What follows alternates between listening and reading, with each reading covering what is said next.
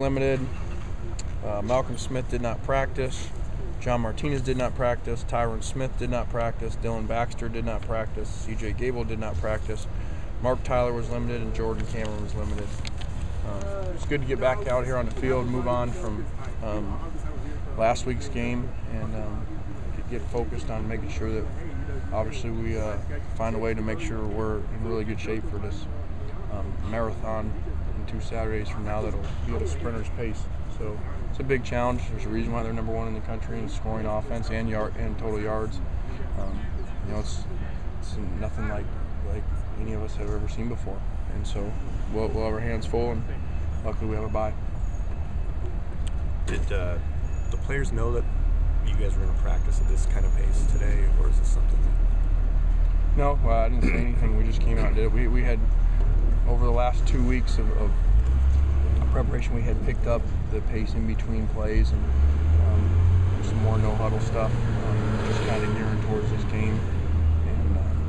And then today, we kind of went to the next step. And what I tried to do is I tried to create a practice like what their practices are like. What people have told me that have been there. And so I tried to come as close as we could to it. I don't know if they were or not because I've never seen their practices, but I hope it was beneficial for our defense. How important is it for you to get the deeper reserves work early? Yeah, extremely important because of this game. Usually at a bye week, that's the focus. But this is really not just for the development because it's a bye week, but because of we're going to need to play a number of guys because of the pace they play at and the style they do. So we're going to need to have all hands on deck and have everybody ready that we can, to get us some breaks. So what about your running game? It's kind of taken a little banged up. Yeah, it is. Dylan Baxter out. Mark Tyler's been limited. Alan Bradford was probably 70%, 80% for the game. So we've kind of relied more on the passing game. And Stanley's, been banged up too. So hopefully we'll get guys back and we'll be able to be a little more balanced. You're going to look at anybody else? Maybe moving anybody over? Is there anyone? No, I think we'll be okay. Once we do have a decent number of guys there, but they just were all banged up, and hopefully they'll all be ready by the next time we play.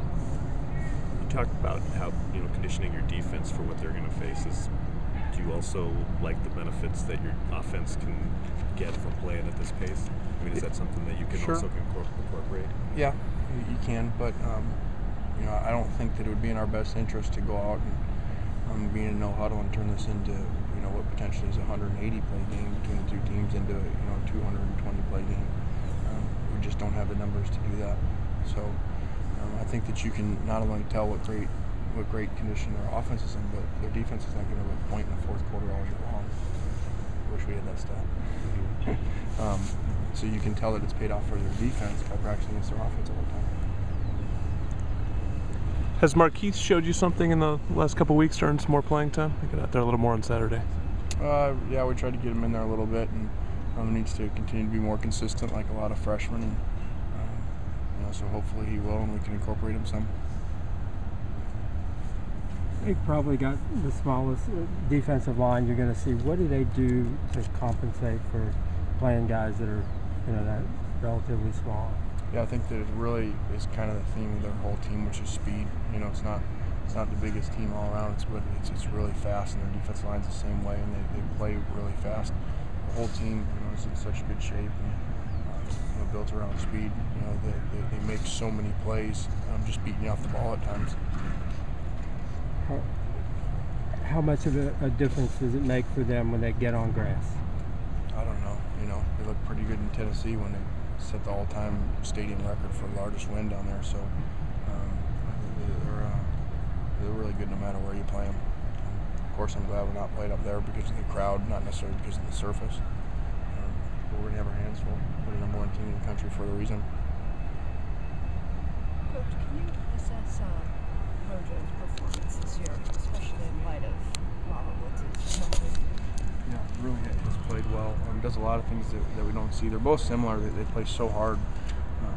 They make so many blocks and down the field hustle plays that have nothing to do with their stats, which is really why they've been a big part of the running game too, because of springing guys by big blocks downfield.